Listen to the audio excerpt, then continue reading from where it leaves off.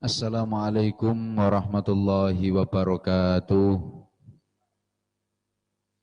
Alhamdulillah wa syukrulillah wa salatu wassalamu ala rasulillahi wa ala alihi wa ashabihi wa mawalah. Rabbi syrah li sadri wa yassir li amri wa hlul uqdatam min lisani yafqahu qawli amma ba'du. Yang kami takzimkan bersama segenap para pengurus Majelis Wakil Cabang Nahdlatul Ulama Kecamatan Kragan di seluruh jajarannya, baik Syuriah, Mustasyar, Tanfidiyah, dan para pengurus-pengurus yang lain, yang kami takzimi para kiai-kiai, yang kami hormati, sahabat-sahabat, bapak-bapak yang ada di majelis kajian kitab Risalah Ahlussunnah wal Jamaah di gedung MWCNU Kecamatan Kragan, yang kami cintai teman-teman semuanya yang aktif di dalam mengikuti kajian tabarrukan Balang Ramadan Risalah Ahlussunnah wal Jamaah, yang kami sayangi semuanya, segenap sahabat-sahabat media sosial yang selalu menyimak maupun mengintip kegiatan-kegiatan MWCNU Kecamatan Kragan. Semoga panjenengan semuanya tetap dalam keadaan sehat walafiat dan diberikan keberkahan lahir dan batin untuk menjaga putra-putrinya dari hal-hal yang tidak menyepakati kehidupan kebangsaan kita Indonesia. Alhamdulillah, malam kali ini kita sudah memasuki season ke-10 dan masuk pada bab ke-7, yaitu nanti ini kita akan membahas, insyaallah Bapak Kiai Yasin nanti akan langsung memimpinnya. Faslun fi bayani ismi man ta'a ila dhalalatin aw sanna sunnatan sayyi'atan, atau dosa orang yang mengajak pada kesesatan atau orang yang memberi contoh yang buruk. Langsung saja kami persilakan Bapak Kiai Haji Muhammad Yasin, kami persilahkan. Monggo.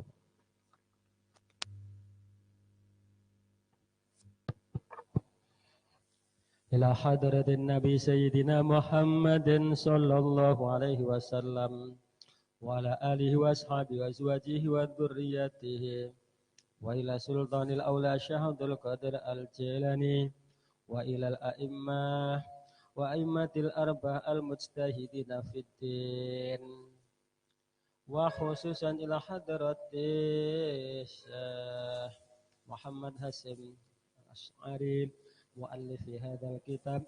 شيء لله لهم الفاتحة.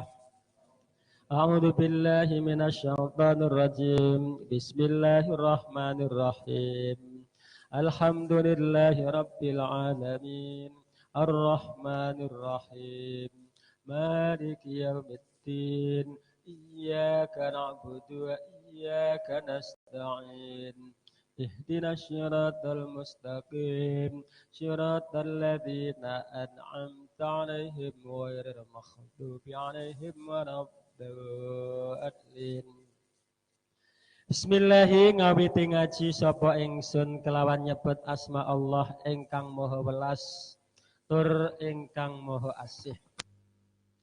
Faslun utawi iki ana fasal siji fi bayani ismi man nerangaken ing dalem nerangaken dosane wong da'a kang ngajak sapa man ilal dolalatin maring sasar. Ausanna utawa gawe tindak lampah sapa man sunnatan ing tindak lampah sayyi'atan kang ala. Qala dawuh sapa Allahu Allah subhanahu kelawan maha sucine Allah wa ta'ala lan maha luhur Allah. Liyahmilu lam lil akibah iki. Akibate padha mikul sapa kufar ma auzarahum ing pira-pira dosane kufar kamilatan halis sempurna tak terkurangi yaumal kiamati ing dalam dina kiamat. Wa min auzaril ladzina lan saking pira-pira dosane uang yudillunahum kang nyasaraken sapa kufar hum ing alladzina.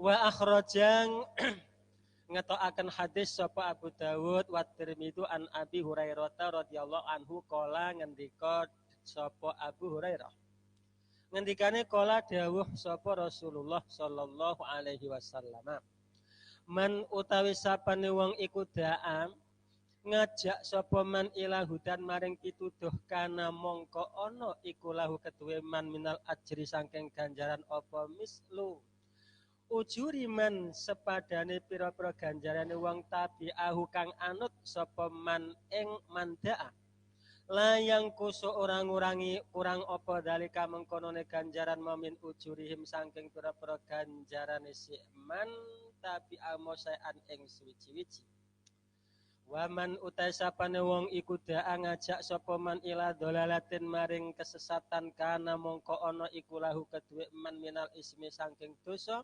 apa mithlu asa miman apa sepadane pira-pira dosane wong tabi'ahu kang anut sapa man ing man da'a layang kusu ora kurang apa dalika mengkonone dosa mamin asamihim sar asamihim saking pira-pira dosane man tabi'a syai'an ing suwi-wiji wa akhraja muslimun min riwayati Abdurrahman ibni Hilal an Jarir ibni Abdillahi al-Mahali al-Bajali radhiyallahu ridani Allah sapa Allah anhu saking Jarir ma fi hadisin ngriwayataken saking hadis tawilin sing panjang kala dawuh sapa Jarir fihi ing dalam hadis tawil dawe faqala mongko njur tumuli dawuh sapa Rasulullah sallallahu alaihi wasallam men utai sapane wong iku sanna lamun gawe tindak lampah sapa man fil islami ing dalam Islam sunnatan ing siji tindak lampah hasanatan kang bagus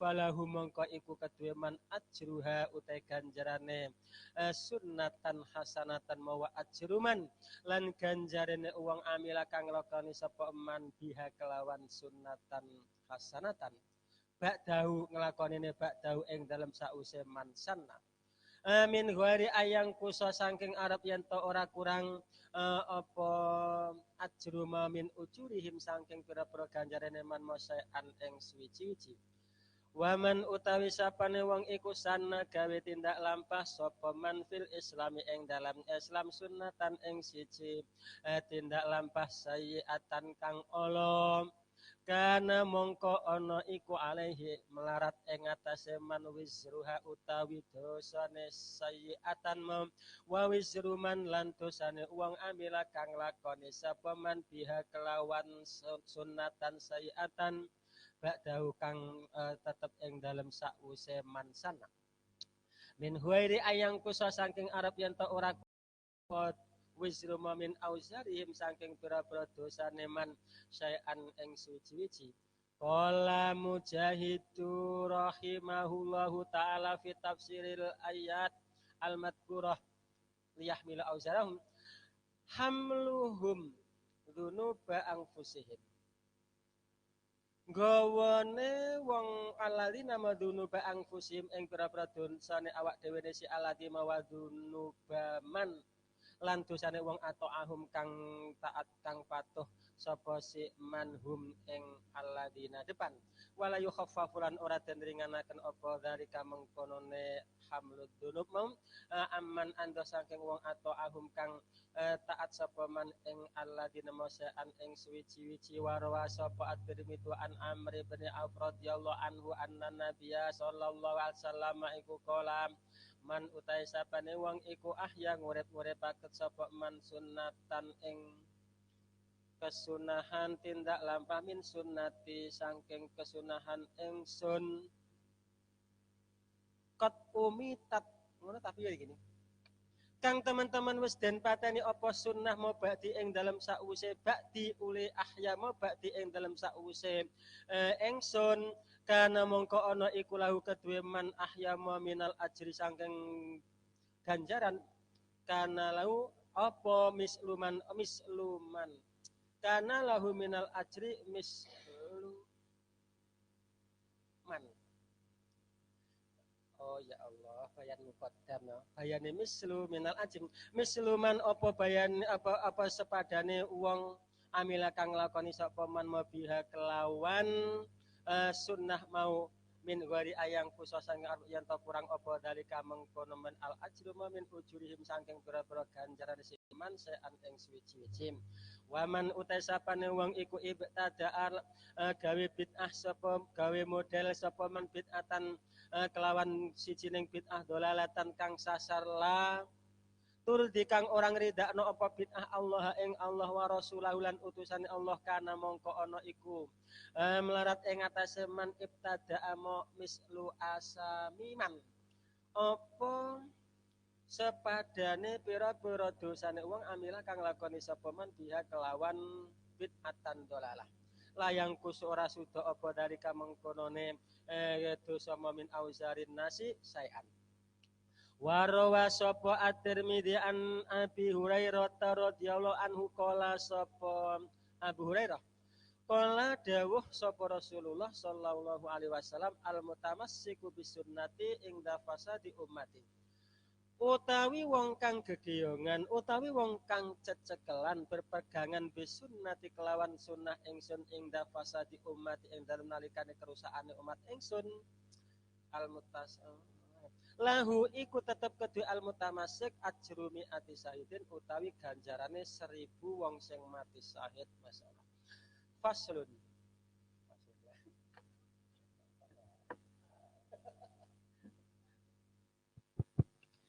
Terima kasih Pak Yasin sudah membacakan di pasal ke-7 mengenai orang yang mengajak ke dalam dosa, orang yang mengajak ke dalam kesesatan dan berbuat buruk.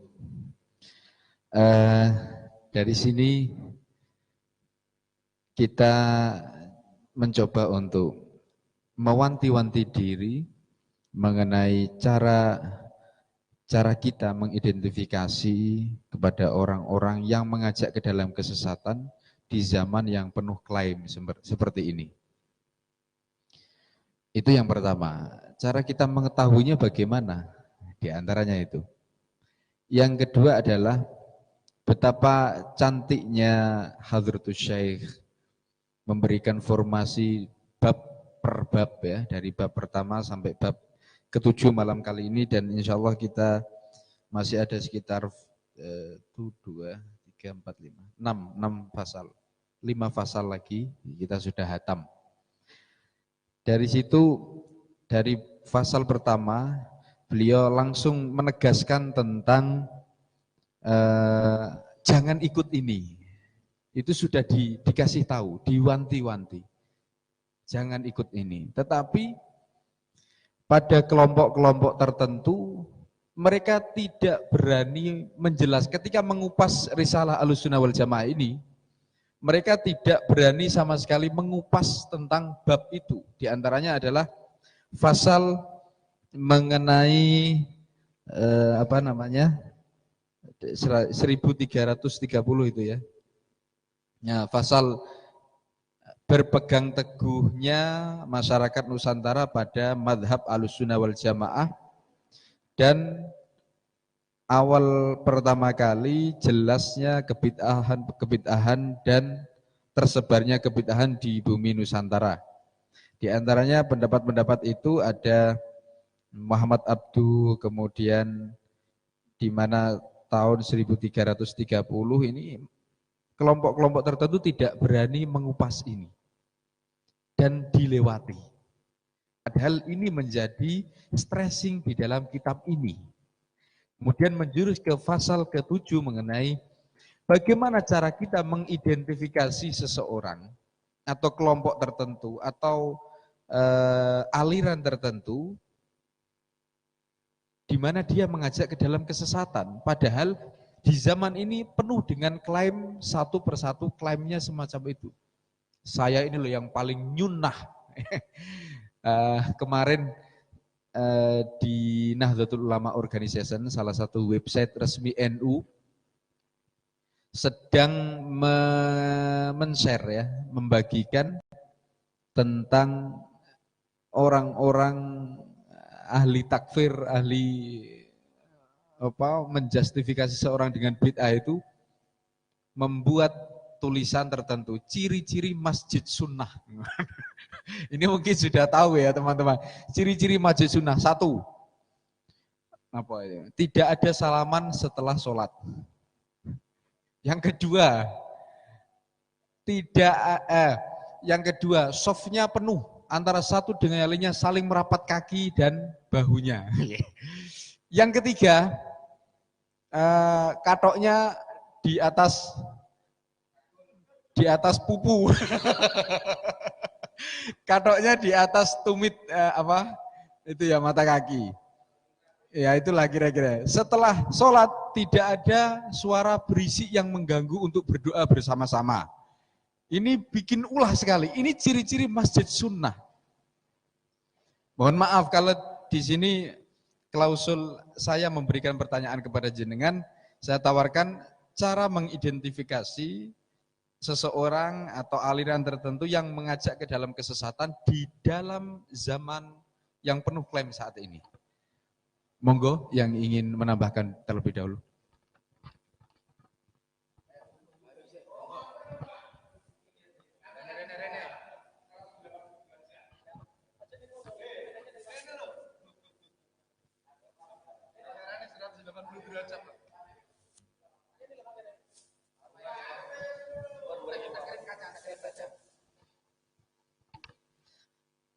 Assalamualaikum warahmatullahi wabarakatuh. Tadi Pak Zahid mengatakan bagaimana cara mengidentifikasi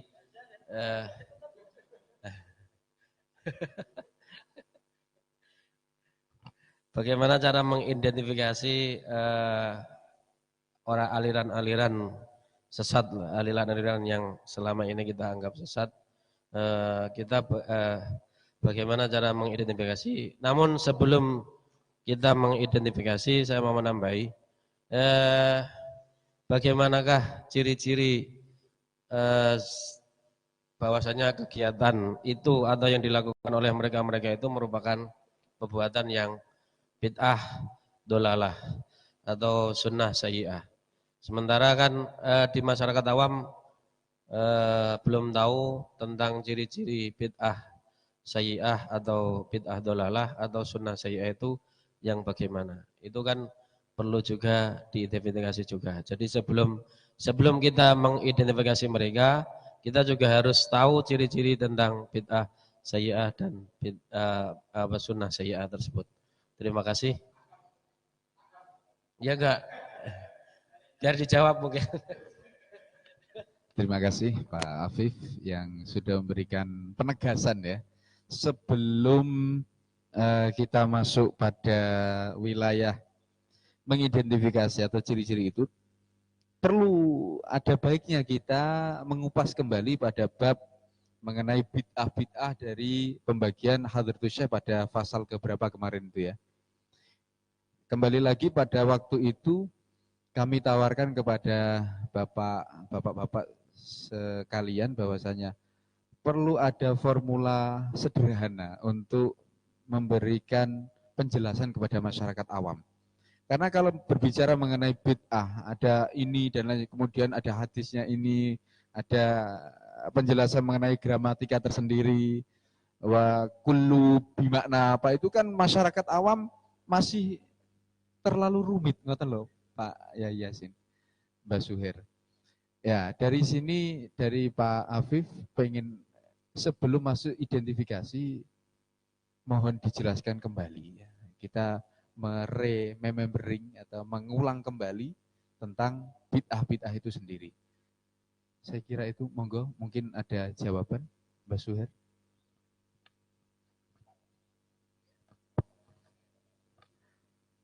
Ya, mengenai masalah bid'ah ada. Itu kan kullu bid'atin dhalalah kan gitu. Ini kalau menurut ilmu mantek itu kulunya kan kuli itu. Jadi kuli itu, kalau kuli itu pasti ada yang terkecuali. Lain kalau kulu nafsin dha'iqatul maut, kulunya itu kuliah. Jadi ada kuli, ada kuliah.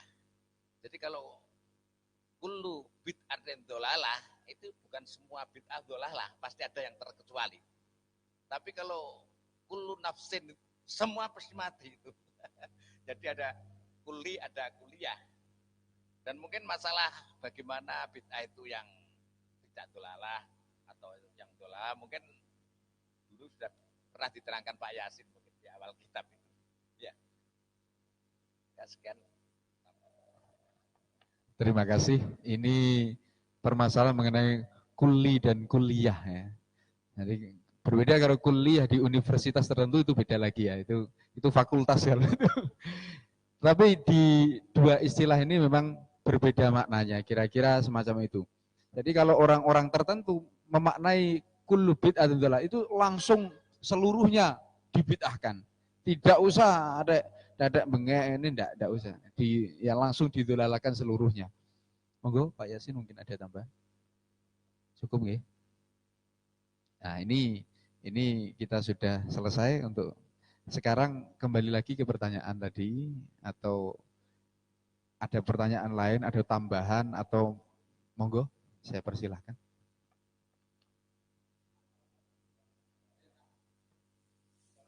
Identifikasi, mengidentifikasi seseorang, mengajak ke dalam kesesatan itu bagaimana di zaman penuh klaim saat ini?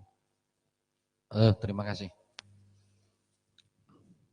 Mengenai apa yang telah disampaikan oleh Pak Afif, urusan identifikasi terus terang kami juga belum bisa berpendapat. Justru saya akan menambahi marak akhir-akhir ini bahwa dalam fenomena zaman khususnya di wilayah negara kesatuan kita, bahwa apalagi berkaitan dengan perpolitikan saat ini. Kalau seperti yang telah disampaikan tadi, termasuk man da'adulalatin itu, nah yang berkaitan dengan ajak-ajak, saat ini itu marak terjadi bahwa hampir di Sabang sampai Merauke, ajak-ajak untuk tag ganti presiden 2019 seperti itu. Nah, hal yang seperti ini justru kadang menjadi kegundahan oleh para oleh para anak-anak ya, khususnya pemilih-pemilih baru maupun orang-orang yang sebenarnya orang awam tidak mengerti persoalan politik. Nah, ini mohon untuk bisa diberikan pencerahan oleh para kiai, oleh para asatid. Apakah teks ajakan mengenai ganti presiden itu termasuk bagian dari ajak-ajak sesat? Mohon petunjuknya. Terima kasih. Terima kasih kembali dari pertanyaan Pak Mujib. Kita tidak boleh langsung berprasangka berbeda ketika paling tidak agama itu kompleks ya, sebagai kontrol kita, tetapi jangan pernah menabrak-nabrakkan semuanya dengan agama.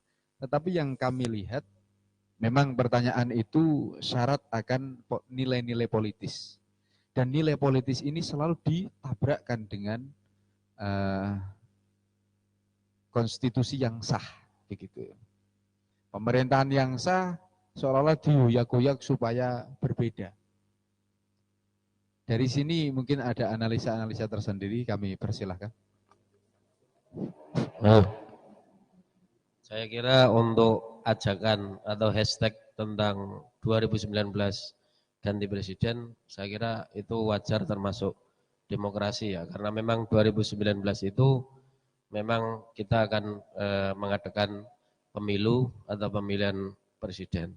Jadi saya kira itu termasuk demokrasi dan bukan termasuk sesuatu yang bid'ah dolalah, itu termasuk demokrasi.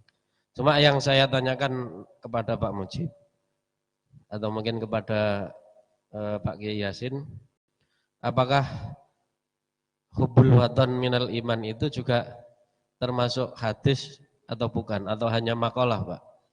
Kalau memang hadis itu kan berarti Bagi yang merongrong NKRI berarti kan termasuk dolalah juga Pak. Apakah hubbul waton minal iman itu termasuk hadis ataukah hanya maqalah Pak? Terima kasih. Baik, ini melebar ke pertanyaan yang lain, tetapi tidak menutup kemungkinan nanti akan dijawab. Berbicara mengenai 2009 ganti presiden, kita perlu pemetaan terhadap apa ya?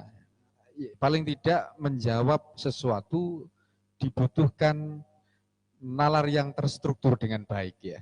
Artinya dari situ kita tidak menabrakkan. Contoh saja, ketika kita memberikan contoh sesuatu, kan tidak semuanya bisa disandingkan satu dengan yang lainnya. Karena akan menimbulkan pancaran-pancaran jawaban pertanyaan yang membingungkan nanti tentunya. Artinya apa? Memang kalau kita berpikir ini sementara dulu nanti sambil menunggu Bapak-bapak semuanya menjawab. Berbicara mengenai 2019 ganti presiden memang syarat akan nilai politis.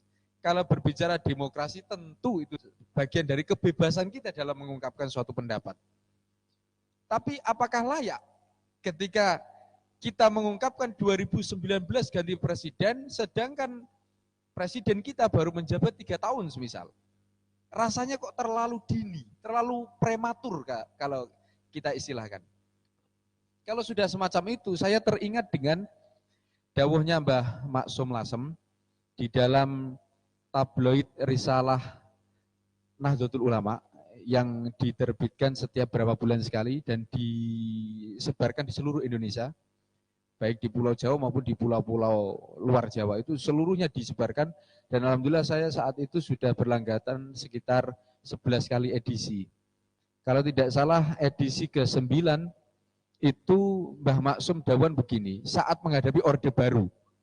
Jadi wasjud likir disu imadum tafi sultanihi. Sujudlah pada kera yang hina selama kamu di dalam pemerintahannya. Karena itu mengomentari, mengkritisi terhadap pemerintahan Pak Harto saat itu. Pertanyaan yang kemudian timbul adalah, sistematikanya adalah, apakah saat ini presiden kita Bapak Joko Widodo itu termasuk bagian dari situ? Kan tidak. Penipuan apa yang kita rasakan? Kan tidak ada. Artinya apa? Selama beliau memimpin, mari kita kawal. Tidak usah kita usik.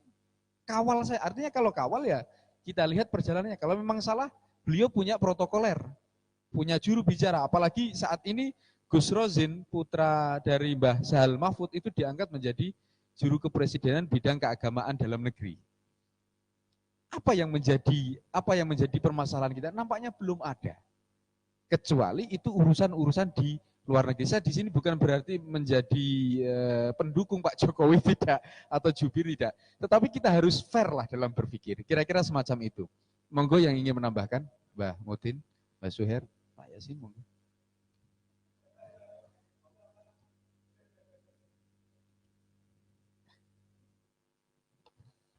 Mbah Uye, monggo. Oke, terima kasih.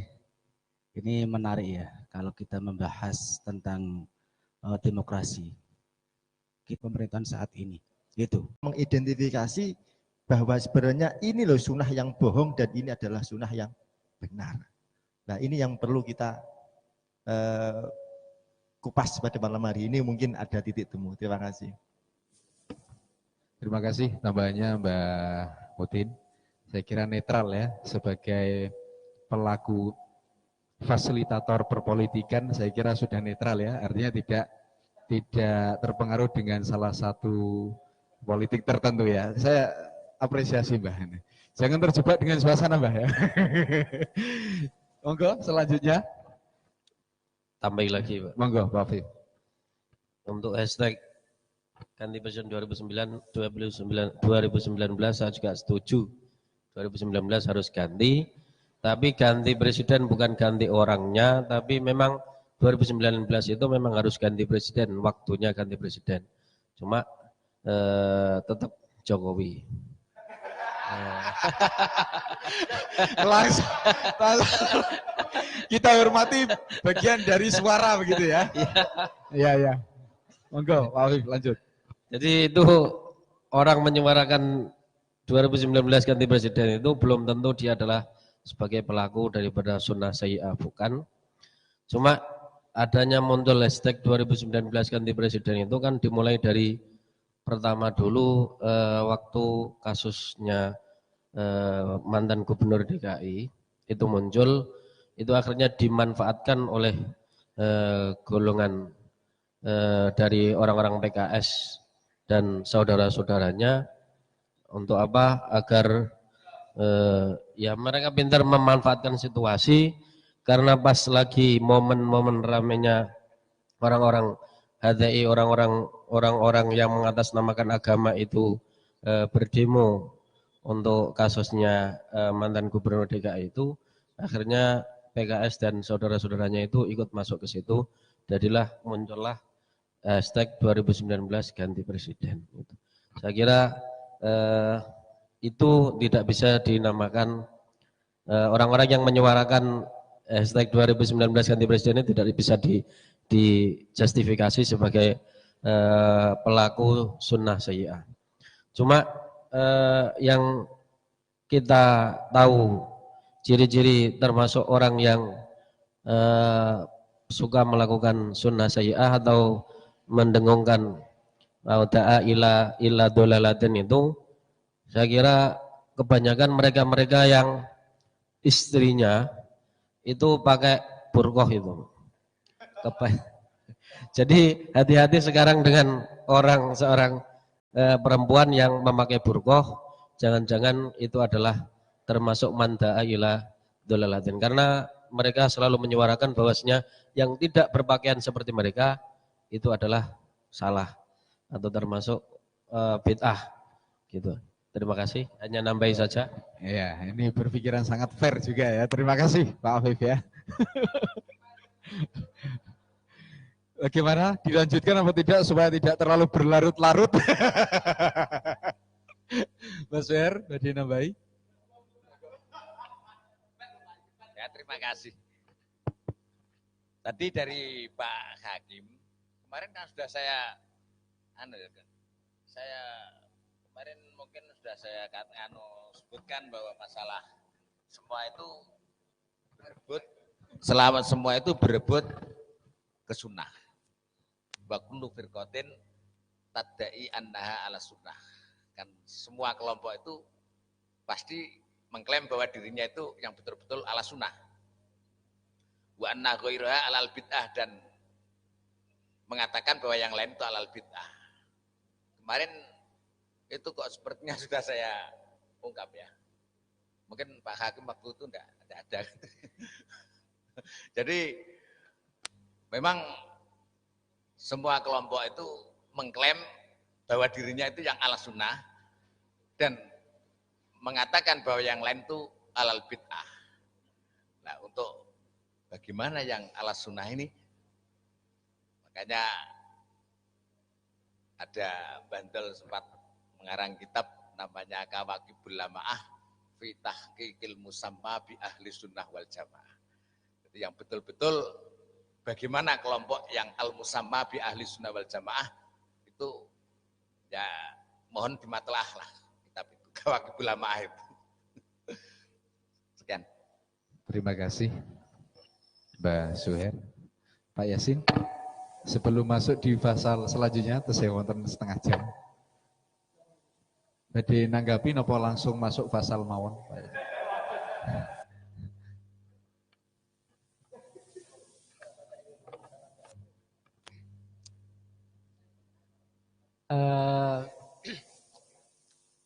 Memang kita agak melebar dari tema yang ada tentang terkait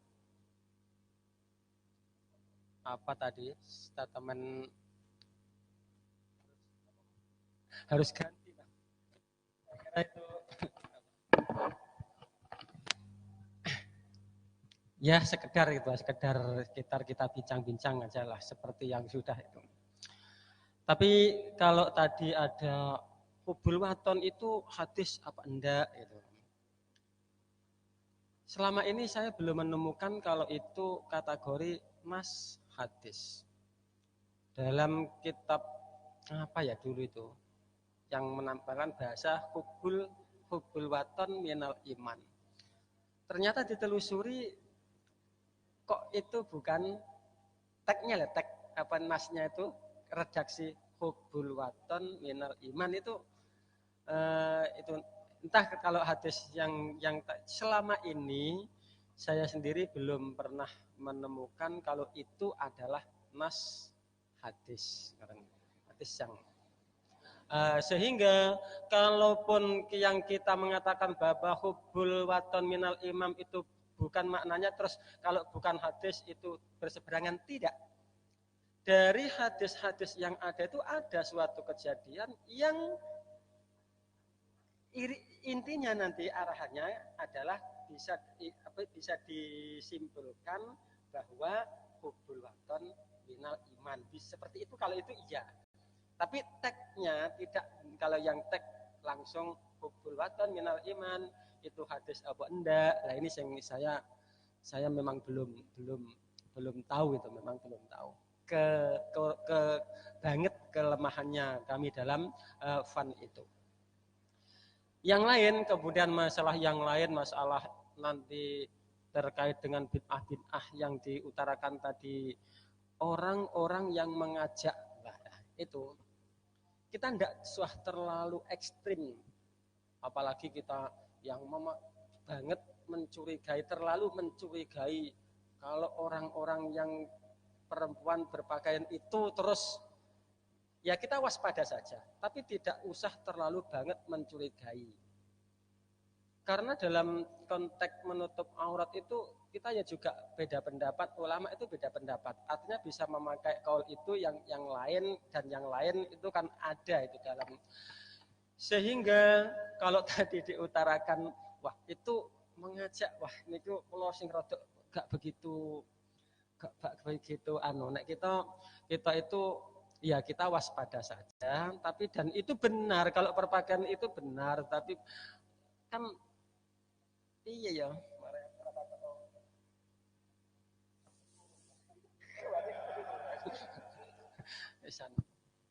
Jadi kesimpulan dari saya tentang dengan manda'a itu, orang yang mengajak itu, ya terklarifikasi dengan adanya bid'ah dalam pemetaan yang sudah lewat. Untuk yang langsung poin yang dolalah, ya kalau memang dolalah ya otomatis itu kita harus benar-benar mengkat itu, memang harus mengkat itu.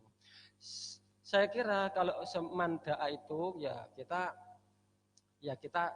plekan dari yang sudah lewat itu, saya kira kok cukup itu. Itu aja dari saya. Terima kasih dari Pak Yasin. Bapak-bapak sekalian, ini bagaimana? Mau dilanjut apa langsung ke pasal selanjutnya? Monggo, tambahan.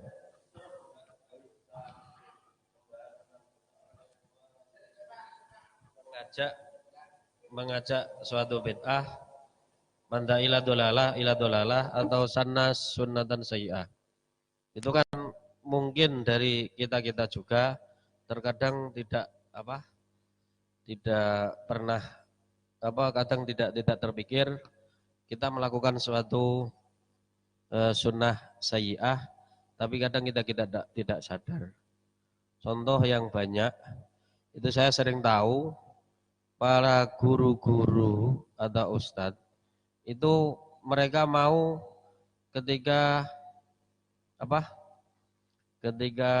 diundang ulang tahun disuruh doai, itu kan ulang tahun di situ kan ada yang namanya tiup lilin.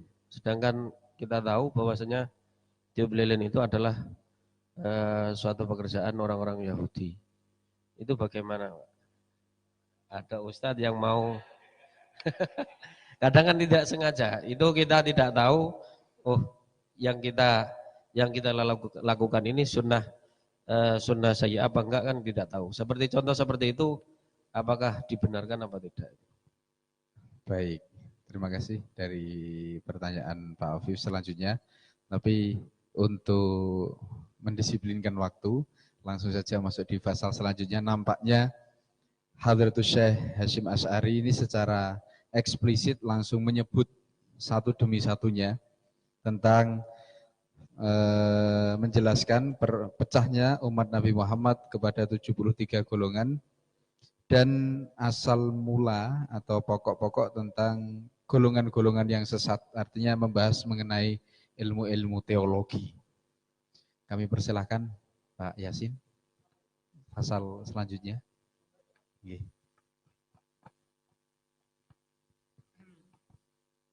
Bismillahirrahmanirrahim.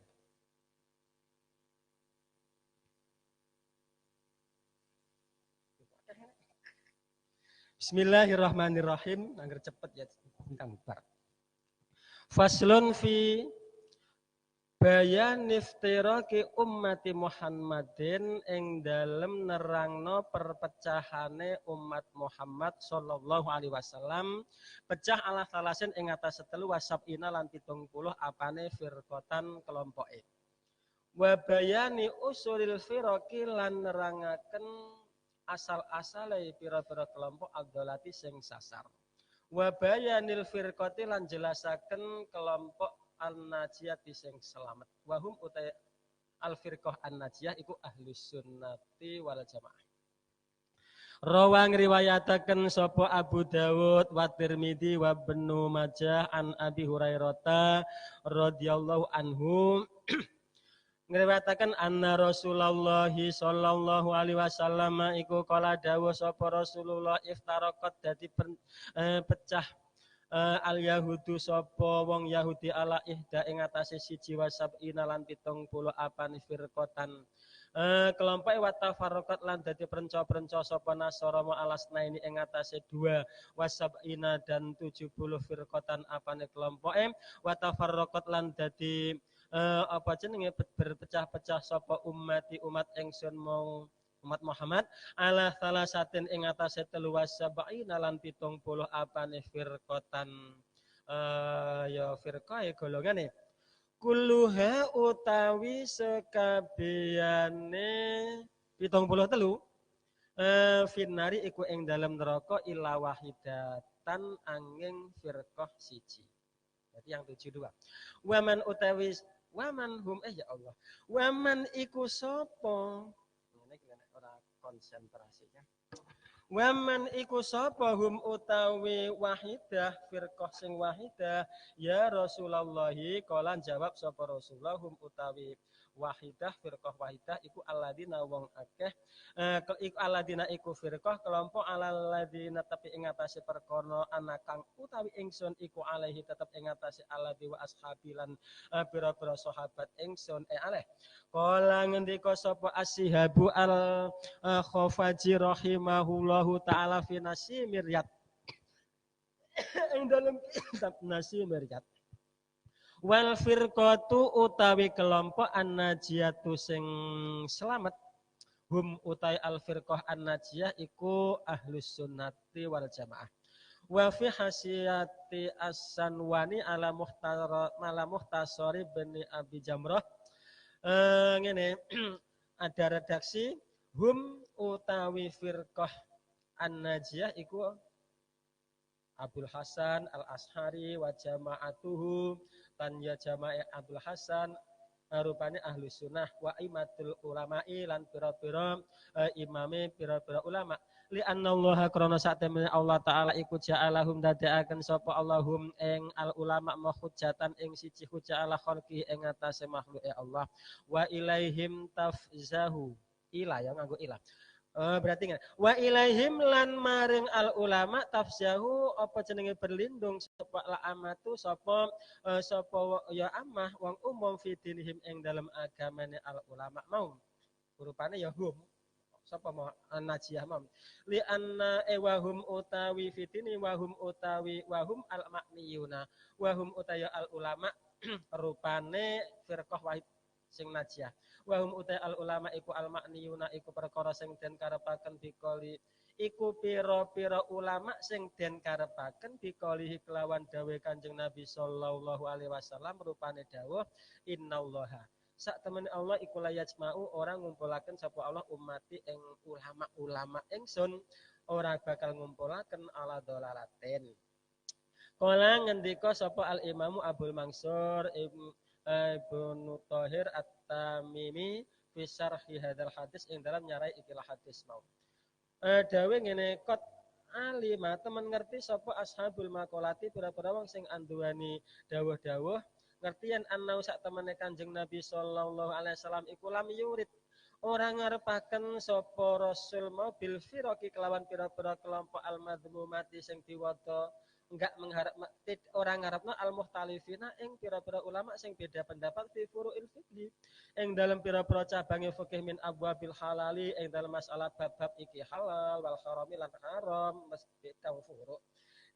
Tidak itu wa innama qasada wa innama qasada angin mestine nejo sapa nabi mabidami klan maito man ing wong khalafa kang nulayani sapa man ahlul haqi ing ahlul haq fi usulit tauhid ing dalam masalah pokok-pokoke tauhid wa fi takdiril khairi wasari lan ing dalam masalah pepesten bagus pepesten Allah wa fi surutin nubuwati lan ing dalam pira-pira syarat kenabian wa risalati lan syarat-syarat keutuse rasul wa fi muwalatil as-sahabati lan ing dalam ngasih sahabat wa malan perkara jaro kang lumaku apa majra hadhihi hadi apa majra hadhil abwabi ing dalam panggonane nggon lumakune ikilah pira-pira bab kelompok-kelompok li annal mukhtalifina krana sak temene pira-pira wong sing padha perselisihan fiha ing dalem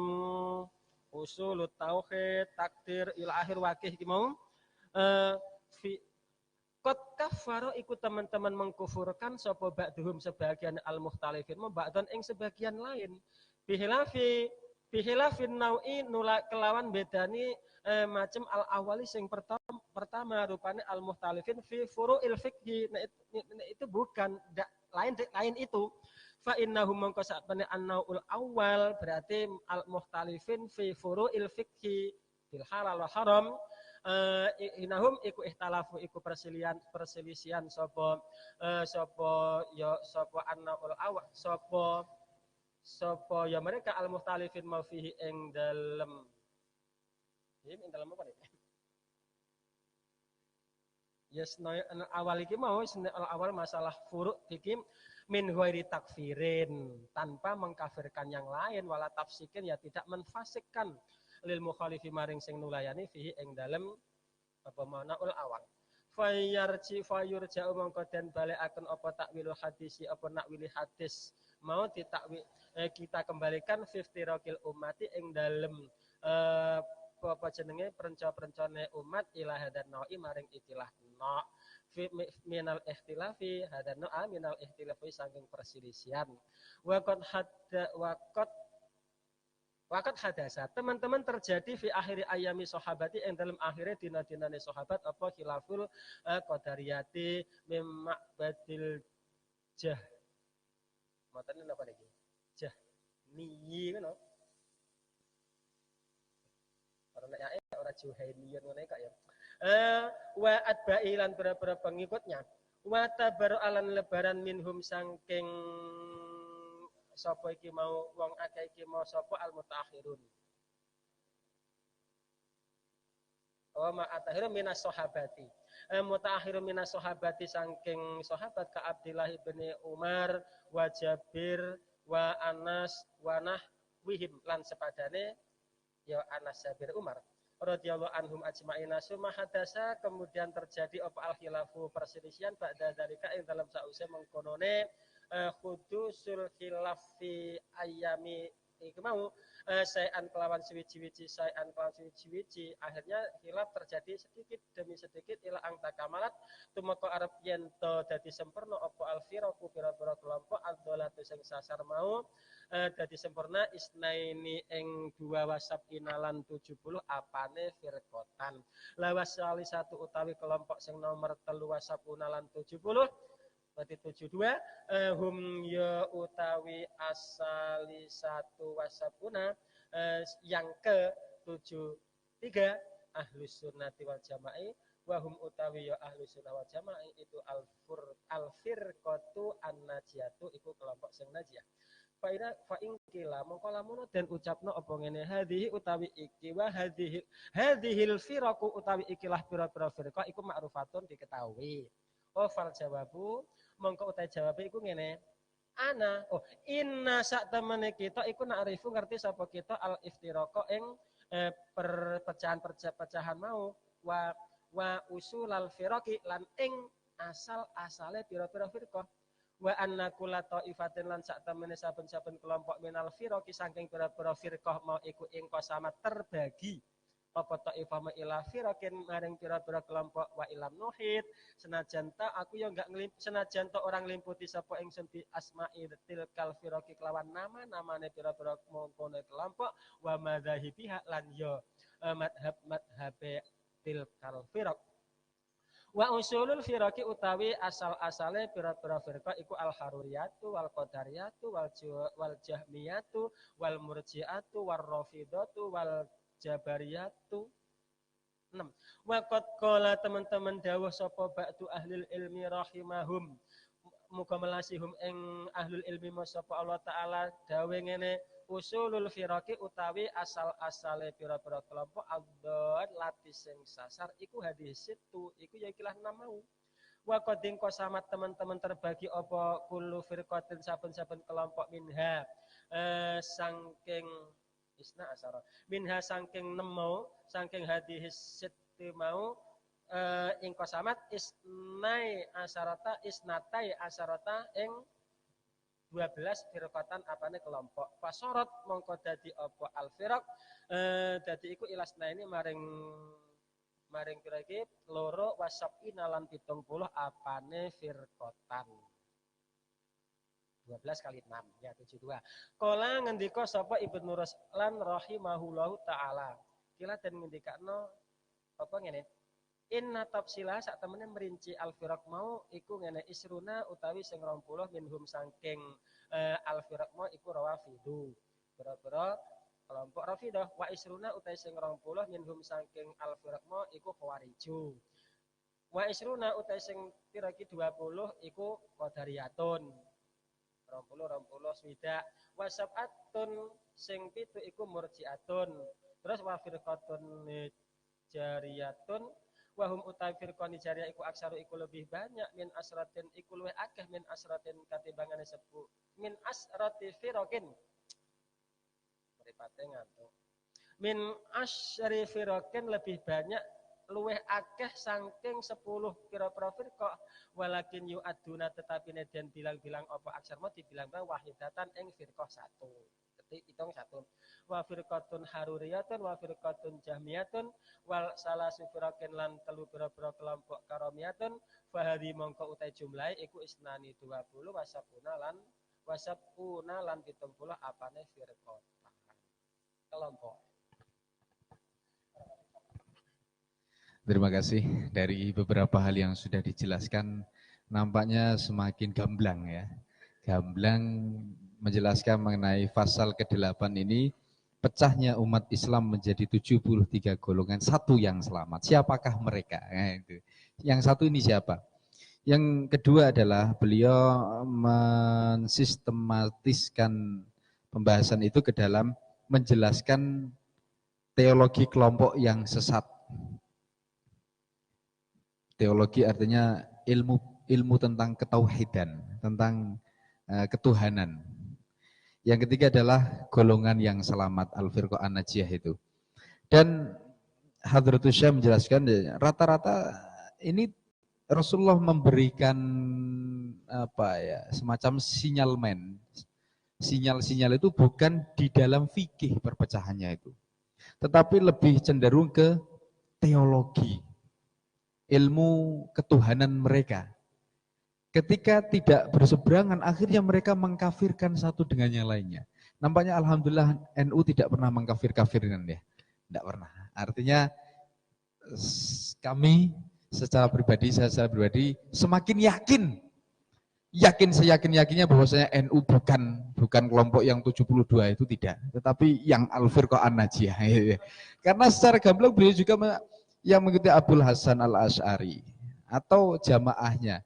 Kemudian disandingkan di dalam Nahdlatul Ulama yang sefaham dengan Abu Hasan Al-Asy'ari adalah Abu Mansur Al-Maturidi.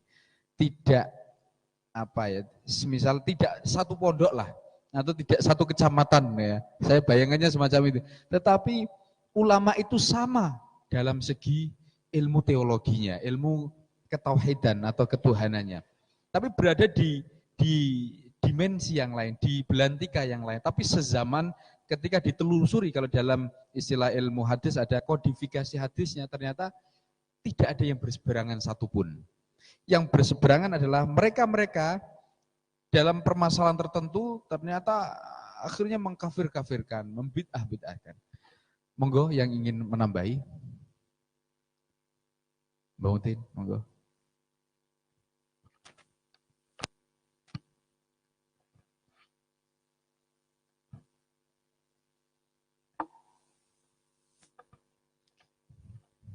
Menarik. Artinya dalam kitab ini penjelasan dari Mbah Hasim ini saya kira sangat jelas bahwa kelompok-kelompok yang setelah Rasul ada kelompok-kelompok yang terbagi menjadi 73. Dan yang satu adalah kelompok Ahlus Sunnah wal Jamaah. Ini terkait dengan NU. Kalau tadi moderator begitu sangat yakin seyakinnya bahwa NU ini adalah Ahlus Sunnah wal Jamaah. Cuman sekarang ini yang perlu kita kritisi adalah beberapa orang lah atau beberapa santri yang punya semacam keyakinan sehingga dia mengucapkan ora usah NU-NU-an sing penting Ahlus Sunnah wal Jamaah lah.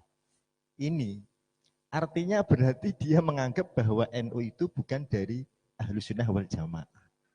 Nah, ini penyikapan kita terhadap beberapa ucapan-ucapan seperti ini banyak sekali di medsos, ya terutama di medsos lah banyak sekali. Jadi ora usah NU-NU-an, yang penting adalah Ahlus Sunnah wal Jamaah. Monggo pendapatnya. Kami tawarkan kepada yang lain, monggo. Ayo Pak Afif.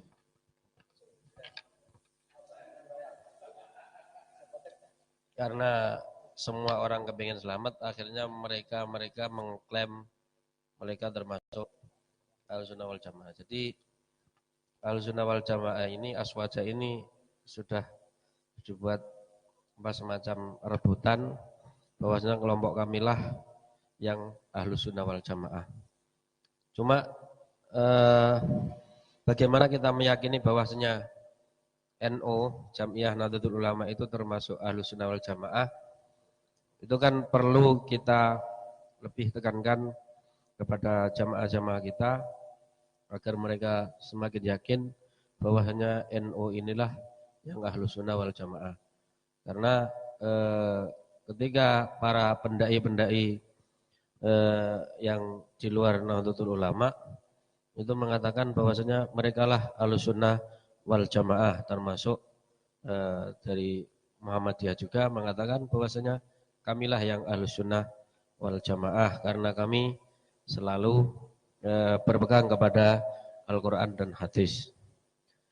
Cuma bagaimana kita menguatkan atau memberi suatu pemikiran agar para ulama-ulama kita atau yang khususnya para pengikut-pengikut Nahdlatul Ulama yang masih muda agar tahu bahwasanya Nahdlatul Ulama lah bagian daripada Ahlus Sunnah wal Jamaah. Itu saja. Terima kasih. Teruskan.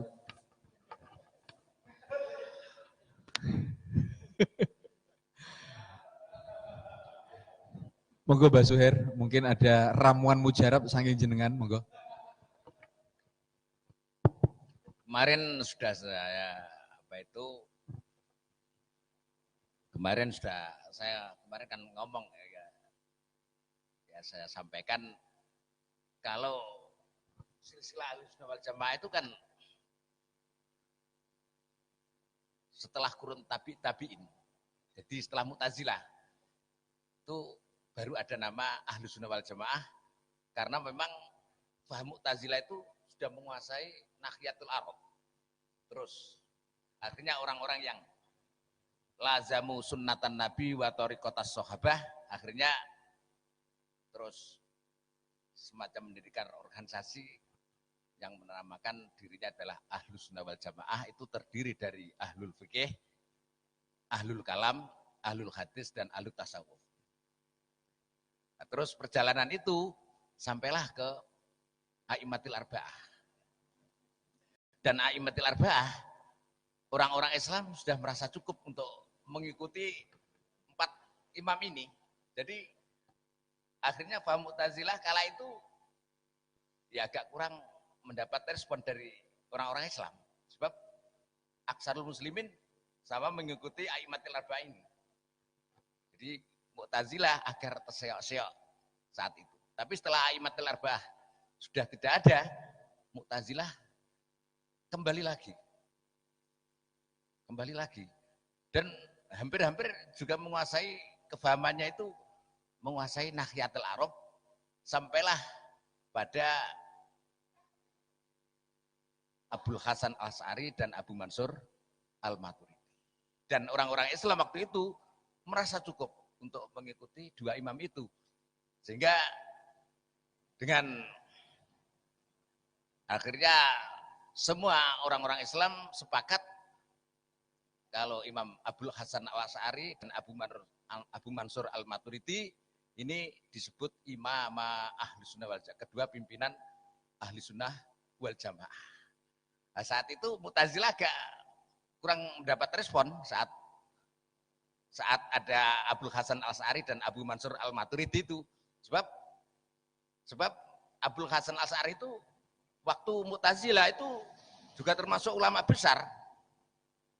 Mas, kemudian dia itu karena ada impian dari Allah yang menerangkan apa itu kebatalan paham-paham Mu'tazilah, akhirnya paginya, malam Jumatnya itu bermimpi, diberi impian Allah Ta'ala begitu, paginya terus langsung ke Basrah, naik mimbar, terus dia bilang, man arafani faqad arafani, wa man lam ya'rifni, ana fulan ibn fulan, qad qultu bi khalqil Qur'an wa annal khalqa yakhluquna af'alahum wa annallah la yura fil akhirah bil absar. Wah, ingat al-ana anata ibn min dzalik. Mulai sekarang aku mencabut dari semua itu. Dan akhirnya Imam Abul Hasan Al-Asy'ari terus masuk ke paham-paham Ahlussunnah wal Jamaah. Dan itu sudah alim dia. Makanya saat itu langsung orang-orang sama merespon keadaan Abul Hasan Al-Asy'ari di Ahlussunnah itu sampai sepakat menganggap bahwa Abul Hasan Al-Asy'ari dan Abu Mansur Al-Maturidi itu dianggap imam Ahlussunnah wal Jamaah. Dan setelah Abul Hasan Al-Asy'ari dan Abu Mansur Al-Maturidi tidak ada, Mu'tazilah eksis kembali. Dan ada kelompok yang namanya kelompok itu Khasyawiyah. Kelompok Khasyawiyah itu waktu itu kelompok yang berpendapat bahwa Quran itu terselipi lafal yang tidak ada artinya. Maknanya Khasyawiyah itu dari kata-kata khaswun. Khaswun itu maknanya keseselan. Quran itu keseselan lafal yang tidak ada artinya. Ada, yaitu lah kelompok ini dinamakan kelompok Khasyawiyah. Lah inilah yang terus apa itu ke bawah sampai Ibnu Taimiyah. Ibnu Taimiyah terus ke bawah lagi sampai Muhammad bin Abdul Wahab. Jadi kalau NU Ahlussunnah wal Jamaah itu tadinya belum ada ya, Nahdlatul Ulama belum ada. Tadinya itu yang ada itu Syirkatul Islam, Syarikat Islam. Lah kenapa kok Mbah Hasim, Mbah Wahab, Hasbullah dan ulama-ulama lain membuat organisasi Nahdlatul Ulama?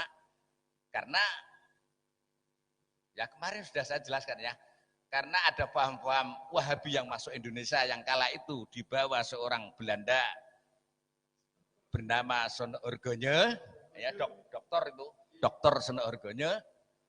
Nah, terus akhirnya ya subunal ulama salaf. Orang-orang yang mengikuti paham-paham yang disebarkan oleh Sono Orgonye ini ya subunami soi ulama-ulama salaf. Bahkan paham-paham yang ada di ulama-ulama salaf itu dicaci maki. Nah dari situlah akhirnya Mbah Hasim dan kiai-kiai lain itu mendirikan organisasi yang namanya Nahdlatul Ulama. Ini demi apa? Demi untuk membentengi paham-paham Ahlussunnah wal Jamaah yang ditinggalkan oleh wali-wali.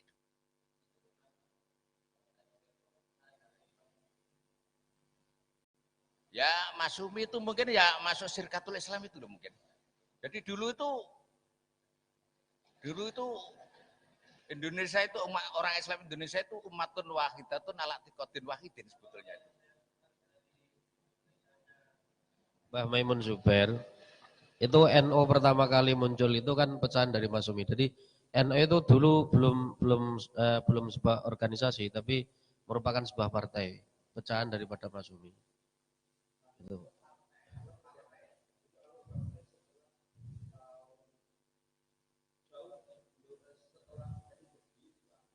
Partai itu tahun berapa itu? Jadi tadinya NU itu ya organisasi itu. Lah iya.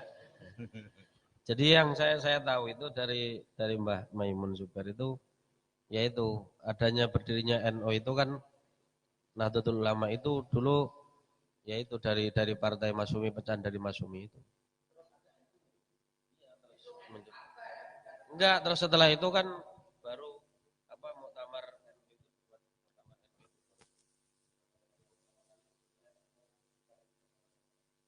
ya tadi Pak ya. Tadinya itu memang orang Islam Indonesia itu umatun wahidatun ala tikotin wahidin itu masih ya itu di sekitar kisaran Syirkatul Islam atau Masumi itu. Tapi setelah terpengaruh oleh paham-paham Wahabi, itu banyak orang-orang yang menyalahkan apa yang ditindakkan oleh ulama. Gitu. Nah, akhirnya seperti ulama tahlilan, apa manakiban itu banyak yang mencela karena ada paham-paham yang disebarkan oleh Sono Orgonye. Nah, dari situlah keresahan itu muncul, akhirnya Mbah Hasim dan ulama-ulama lain itu membuat Nahdlatul Ulama ini demi untuk membentengi paham-paham Ahlussunnah. Mungkin saat itu kalau tidak segera dibentuk, NU tidak segera membentengi paham-paham Ahlussunnah, mungkin ya sudah, ya enggak salam tapi ya mungkin minoritas sekali lah. Kalau wassalam itu saya kira kok tidak, Bang. Rasulullah sendiri hadis Rasulullah kan la tazalu ta'ifatun min ummati mansurina. Pas meskipun sekelompok ta'ifatun min ummati tetap masih ada yang ditolong oleh Allah yang ala nahjil haq. Sekian. Terima kasih dari penjelasan Mbak Suher memberikan kalau saya pribadi memberikan pelajaran bahwasanya bersetialah pada ide bukan wadah. Tetapi ketika pada tataran tertentu menanggapi pertanyaannya Pak Hakim, Mbah Mudin, bersetialah pada wadah bukan ide. Jadi kalau berbicara mengenai NU itu kan hanya menginstitusikan ajaran Ahlussunnah wal Jamaah. Kalaupun yang bersangkutan tidak masuk NU, ya tidak masalah. Selama masih mengikuti secara Islam mengikuti 4 madhab, secara iman mengikuti secara iman mengikuti Abu Mansur Al-Maturidi dan Abu Hasan Al-Asy'ari, secara ihsan mengikuti Junaid Al-Baghdadi dan Syekh Ghazali. Semacam itu kan sebenarnya. NU hanya mewadahi. Kalau kita urutkan pada tahunnya, NU cikal bakalnya tetap berubah Nahdlatul Tujar saat itu 1918 oleh Hadratus Syekh Haji Wahab Hasbullah. Kemudian berkembang menjadi Nahdlatul Wathon 1920 kira-kiranya. Terus berkembang lagi 1924 sampai 1926 yang menjadi khitoh Nahdlatul Ulama. Pada awal berdirinya memang untuk membentengi apa yang dikatakan Mbah Suher, supaya orang-orang itu kembali ke ajaran Ahlussunnah wal Jamaah, dan ternyata ada di NU, diorganisasikan lewat sang organisatoris Hadratus Syekh Haji Hasyim Asy'ari. Berkembang selanjutnya ternyata NU berkecimpung di dalam perpolitikan juga, yang akhirnya ada beberapa pentolan-pentolan tertentu mendirikan Masyumi itu kan setelah ini ya, Majelis Syuro Muslimin Indonesia atau apa itu ya. Kemudian berkembangnya waktu ternyata kaum Nahdlatul Ulama yang memang latar belakangnya orang-orang tradisionalis ternyata dikalahkan oleh kelompok-kelompok intelektual. Orangnya sedikit tapi seolah-olah pengen gapiok seluruh warga NU lewat inisiasi dari siapa? Kiai Haji Ilyas Ruhyato siapa itu ya. Kemudian mendirikan NU, beralih kepada berfusi kepada partai P3 itu. Itu panjang sekali urusannya ya, karena urusannya dengan kemerdekaan Indonesia juga. Tapi yang pasti kita tahu bahwasanya NU tidak partai. Ketika sudah terpengaruh dengan kepartaian, maka NU kembali ke Khitoh 26. Nah, sekarang sudah 2018. Apakah NU masih tercemari oleh partai-partai atau perpolitikan praktis tertentu? Kita tidak tahu. Semoga saja NU tetap konsisten terhadap Khitoh 26. Kira-kira semacam itu. Ada tambahan? Monggo. Monggo, ya. Pak Mati. Kalau kita kembali ke sejarah, itu tadi yang disampaikan oleh Mbah Suher, itu kan yang pertama kan ada Sarekat Dagang Islam, kalau nggak salah yang pertama, yang dari orang Belanda tadi ya. Terus dari Sarekat Islam. Apakah ini dari Sarekat Dagang Islam, Sarekat Islam ini adalah cikal bakal Masyumi? Atau yang lain, Mas? Dari Sarekat Islam, Sarekat Dagang Islam ini embrionya menjadi Masyumi. Kayaknya begitu. Berarti pada waktu itu yang berkecimpung di politik adalah Masyumi, dan NU itu masuk dalam bagian Masyumi itu ketika berpolitik. Iya, 26. Terus Masyumi itu kapan berdirinya Masyumi?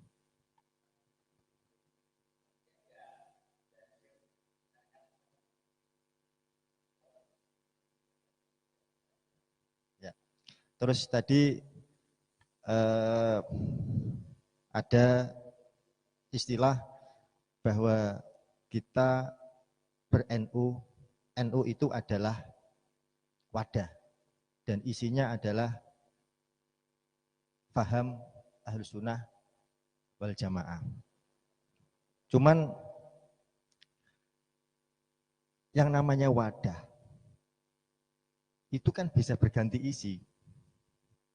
Apakah ini yang sekarang berkembang saat ini menganggap bahwa NU sekarang itu isinya adalah bukan Ahlussunnah wal Jamaah. Seperti halnya ketika Masyumi itu adalah Ahlussunnah, kemudian dimasuki faham dari Wahabi itu, sehingga Masyumi ini cenderung ke Wahabiyah. Apakah tidak bisa kemungkinan bahwa NU ini nanti juga bisa berganti isi, artinya yang dulunya adalah berisi akidah Ahlussunnah menjadi akidah yang lain. Kira-kira sederhananya ngeten Mbah Suher, NU saat ini apakah masih konsisten pada ajaran Ahlussunnah wal Jamaah? Intinya ngoten. Nah, tak kira yo iya lho Mbah. Wis jelas. Wong sing ra wis jelas kok.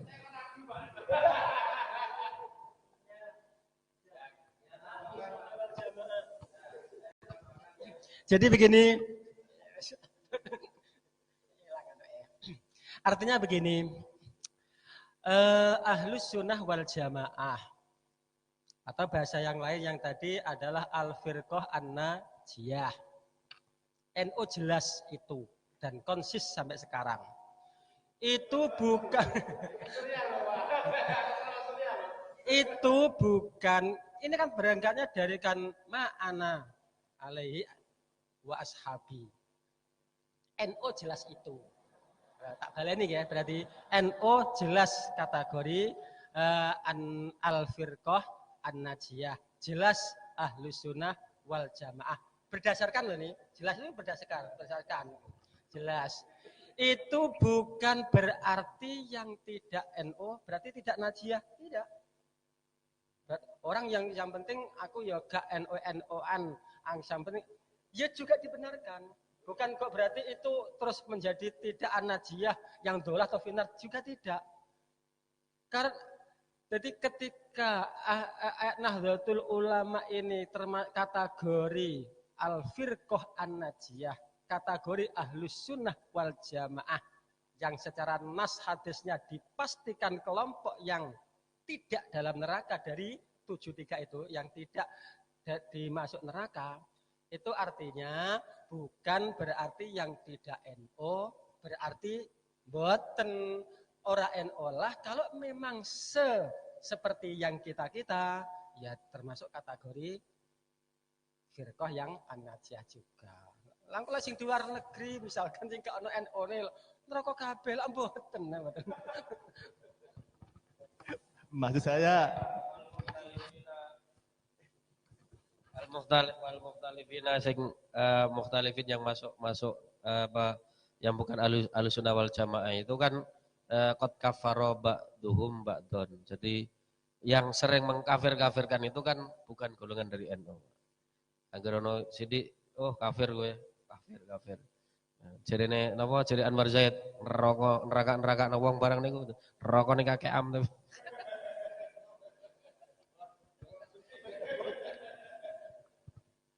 Tolong artinya jangan gini, seperti Pak. Sugi ya. Jadi bukan berarti bahwa yang ora usah NU-NU-an sepenting Ahlussunnah itu bukan kok kita mengatakan bahwa mereka itu bukan golongan dari Ahlussunnah, bukan.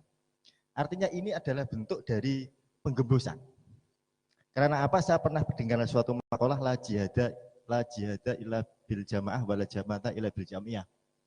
Jadi kekuatan kita itu kalau tidak didukung dengan suatu kesatuan dalam bentuk wadah organisasi itu punya kekuatan. Dan ini adalah bentuk penggembosan, artinya apa? Mereka itu tidak ada giroh untuk ke jamiyah. Dia hanya cukup ahlus sunnah. Padahal mereka itu tidak punya apa namanya? Kalau dalam bahasa Banser itu garis komandonya nggak ada, itulah artinya. Ya, ini merupakan bagian dari kelompok-kelompok yang di luar NU untuk menggembosi NU dengan ini, gitu loh.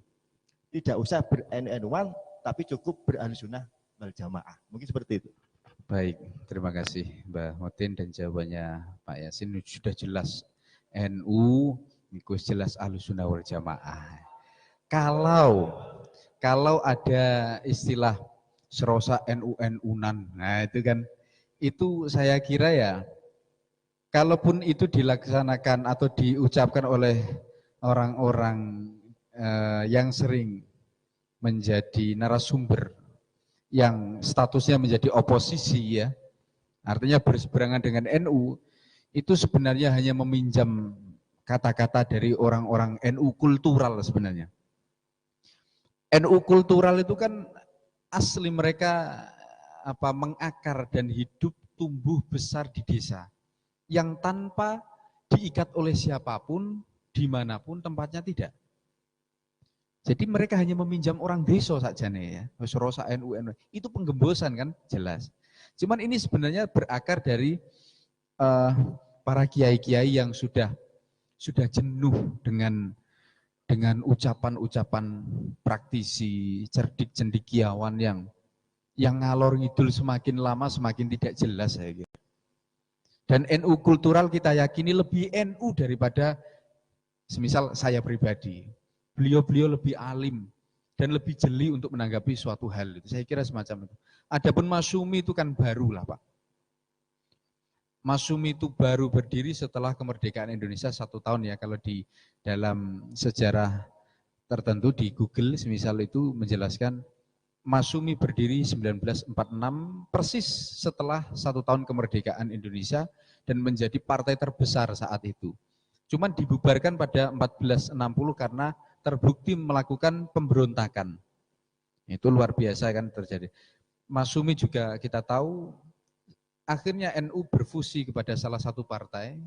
Dan nampaknya kecurigaan saya salah satu partai yang menjadi fusi itu juga kadernya banyak yang Masyumi. Sehingga kalau dulu dikatakan pada era Allah Yarham Gus Dur itu, kalau NU cenderung pada salah satu partai, sedangkan partai yang lain, nah ini juga kita harus jeli melihatnya. Yang pasti adalah saya tetap manut pada Ketua Syuriah Nahdlatul Ulama MWC Kragan.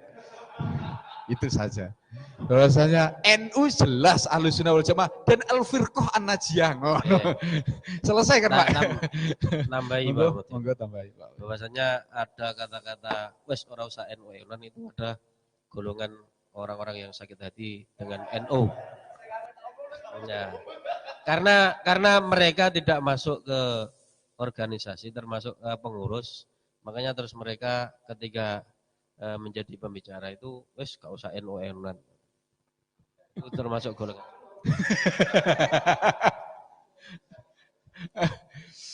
Dan Habib Lutfi juga pernah dawan di salah satu wawancaranya. Ini hanya syarah tentang sejarah saja, tapi jangan diikuti. Sepurane aku wis fanatik NU, wis fanatik NU. Habib Lutfi kata Habib Lutfi. Karena kalau kita menengok sejarah, dan ini hanya sejarah ya, jangan dijadikan patron utama dalam pergerakan.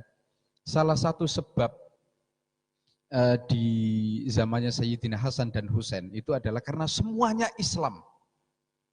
Semuanya Islam. Sehingga ketika ada orang yang tidak suka Islam saat itu, sekali dirubuhkan, selesai. Nah, andai saja saat itu ada NU, nah ini kata Habib Lutfi, andai saja saat itu ada NU, mungkin tidak seperti itu riwayatnya. Kata Habib Lutfi. Cuman sekali lagi bahwa beliau mengungkapkan, nek aku wis fanatik NU, nek sampean ojo sik, katanya semacam itu. Itu yang menjadi kalimat dari kami. Ada tambahan sebelum kita tutup? Cukup Mbak Yasin? Mbak Suher, sampun? Baik, terima kasih Bapak-Bapak, Mbak Kiai, Mbak Suher, Pak Yasin, dan sahabat-sahabat yang aktif di kajian kitab Hadits Ahlussunnah wal Jamaah.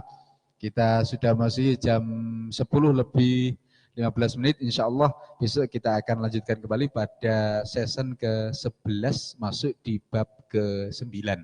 Ya. Demikian, mohon maaf yang sebesar-besarnya kalau ada kata-kata yang terselip luka. Wallahul muwaffiq ila aqwamit thoriq. Wassalamualaikum warahmatullahi wabarakatuh.